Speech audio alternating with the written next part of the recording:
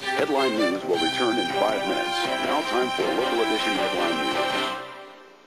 Headline News takes you around the world with news, business, and sports. Now Cox Cable brings you home with Headline News Local Edition. 5 companies fight for the right to tow cars for the city of Myrtle Beach.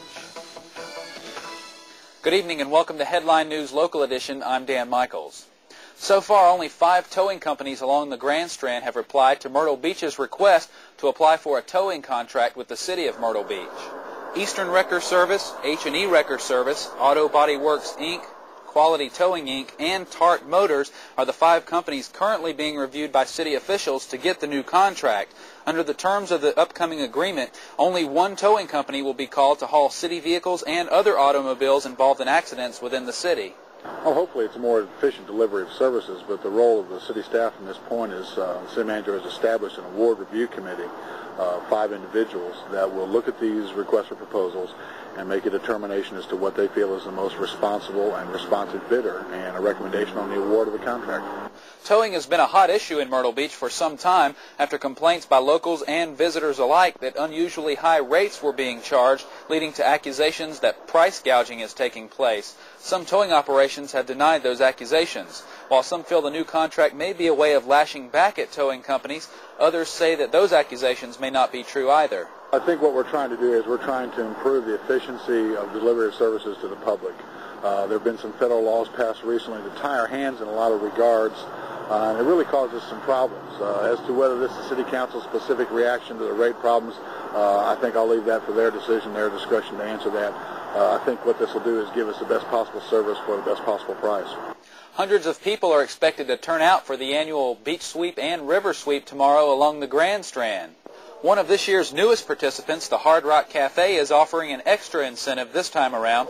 The first 500 people who turn in their completed Beach Sweep data card after the event will receive a Hard Rock Beach Sweep 95 t-shirt. This because Hard Rock says Beach Sweep goes hand in hand with its motto, Save the Planet. Okay, Hard Rock Cafe is participating because our motto is Save the Planet. So Saturday we're going to be sweeping the planet. We participate in every type of community activity because that is what Hard Rock is all about. The Hard Rock's designated area for Beach Sweep on Saturday will be from 21st Avenue North to 44th Avenue North in Myrtle Beach from 9 a.m. till noon.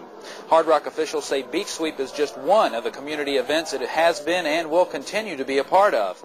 Last month, you'll remember, the restaurant gave money to Myrtle Beach's Community Kitchen and the local Make-A-Wish Foundation. And we gave them state-of-the-art equipment in order to get the kitchen up and running and in the shape that they can serve food right now from that facility.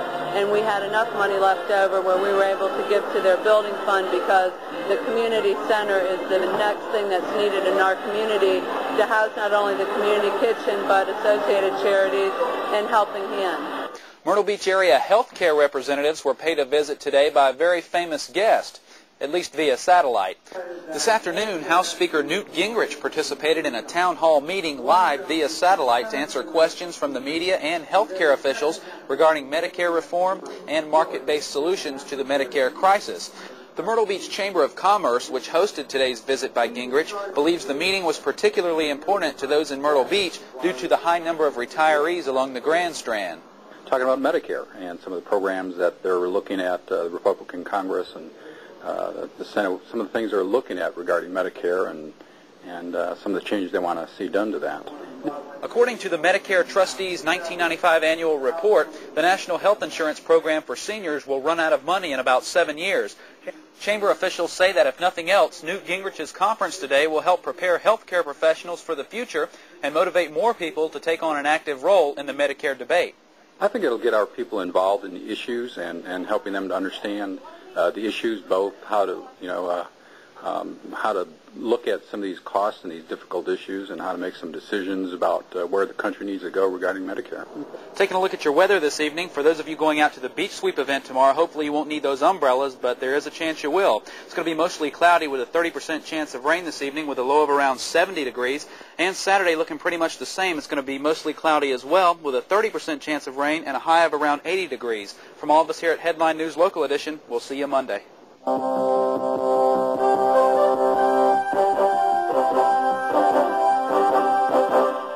This has been a presentation of Cox Cable. Headline News will return in 5 minutes. Now time for a local edition Headline News. Headline News takes you around the world with news, business, and sports. Now Cox Cable brings you home with Headline News Local Edition. We're not going to take any legal fees from the school board. Mr. Smith is not even going to ask for any reimbursement of his legal fees from the school board until he is found totally innocent of these charges against him. Good evening and welcome to Headline News Local Edition. I'm Dan Michaels. Attorneys for Horry County's accused school superintendent say there is no base for charges of misconduct in office and seek a speedy trial for their client. In a press conference outside the Horry County Courthouse this morning, attorneys Morgan Martin and Tommy Britton announced that their client Gary Smith will step aside as school superintendent until his trial is over, a trial they say will prove Smith's innocence in the matter.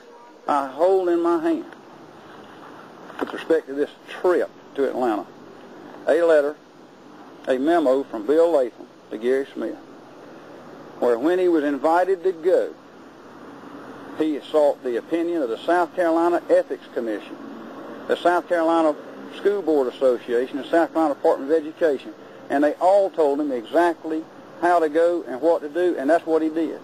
Smith will be paid during his leave. However, attorneys say he will refuse to use taxpayers' money for his own defense. Originally, Smith was granted taxpayers' money for his trial by the Horry County School Board, a regulation that is customary for school superintendents in the event of a trial.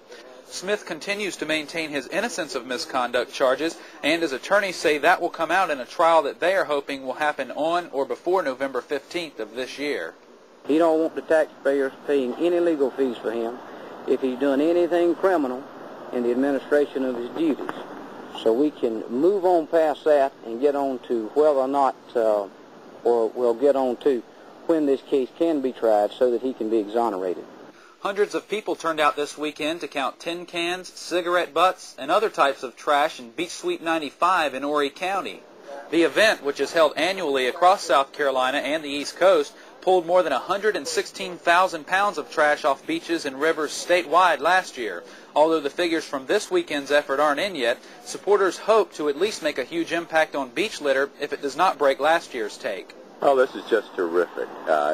I think it sends a signal to other communities about the environment, and as well, it sends a signal about what we are doing here in Myrtle Beach to protect the environment and make this the vacation spot that we all know it is, that is second to none. Saturday's effort was topped off with a celebration at the Myrtle Beach Pavilion at noon.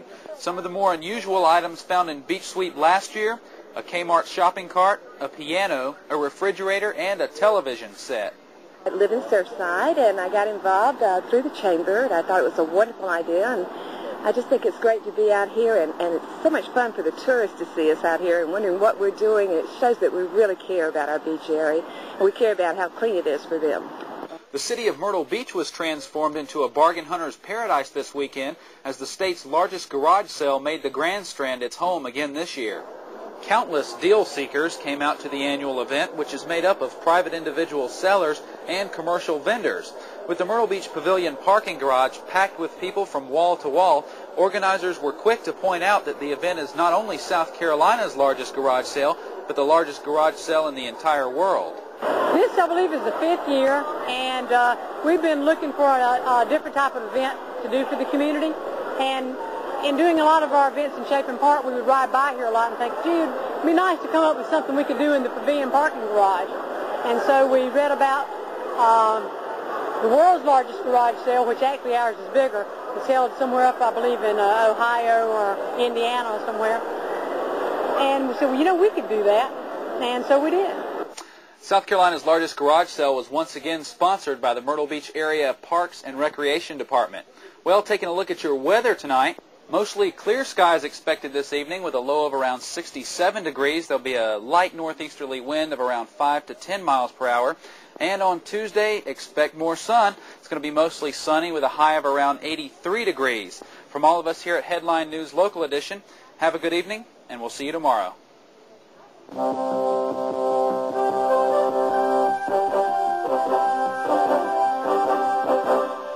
This has been a presentation of Cox Cable.